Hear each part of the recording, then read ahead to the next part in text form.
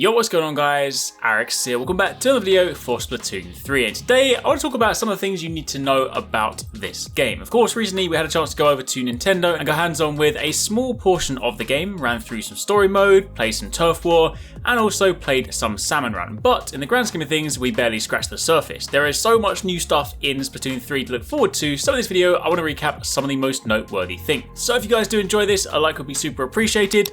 Comment down below, let me know what you guys think of Splatoon 3. Are you excited for it? Are you waiting for it? And if you have missed some of the recent videos, be sure to check those over on the channel. But to begin with, let's start with single player. This marks the return of the Mammalians. This is your single player game mode in Splatoon 3, which will involve you basically donning a hero suit and venturing into Alterna, the setting for the story, to defeat the Octarian army. For those of you who haven't dived into Splatoon story mode before, this features Mario style levels. You have a nice mix of puzzly elements, sometimes some action things, sometimes some time things. Basically, it's just a good use of the Splatoon mechanics, albeit in a single player experience. Honestly, a lot of fun, a lot of personality in the stages, they look hella cool, and there are some fun challenges to navigate. It's also really good for newcomers to get accustomed to the controls, the mechanics before popping your heads into turf war. Speaking of which, that moves us on to the PvP multiplayer. Turf War is of course one of the modes that you should know if you've played Splatoon before. This is your Splatoon staple. There are two teams of up to 4 players each, and each team is assigned their own ink colour. The main objective for each team is to cover as much of the stage as possible.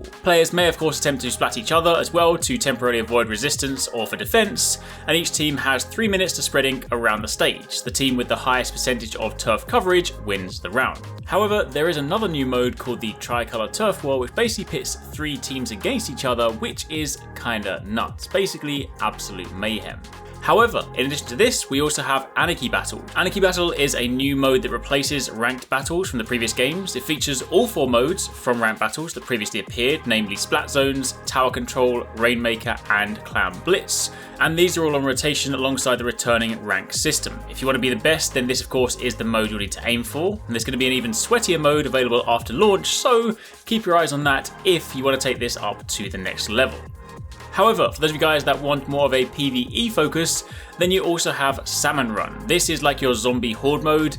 Each Salmon Run consists of 3 waves, and to complete the waves, players need to collect power eggs and golden eggs by defeating the salmonids and depositing them at the egg basket. Each boss salmonid that you splat yields 3 golden eggs, which you can then collect and run back. And of course, each of the bosses have their own unique mechanics and ways to take them out, so you need to factor this in when completing the stages. Each player can only carry 1 golden egg at a time, and each wave has a quota, which of course varies depending on the number of players present in the ranks. If the quota is not filled before the timer ends, then all of you are splatted and you fail the run. It gets progressively harder. Some of the stage elements will be flooded with water, which of course does change the play space, so all in all it is pretty awesome. Also, you can throw eggs as well, so if things get kind of spicy, make sure you yeet them to your team.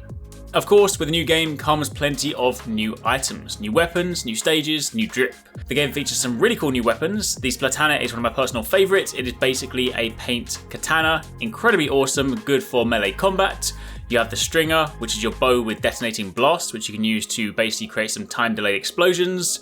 You have the Crab Tank Super, which is hella cool. Imagine walking around in a giant mech crab. That is basically what it is. You have the Zipcaster Super to allow you to zip around, and there are at least 5 new stages. We imagine there'll be more in-game and also in updates, but for the time being, that's still lots to look forward to.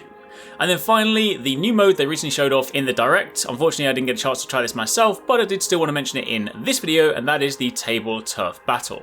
This is a 1v1 competitive card battle spin-off of Turf War.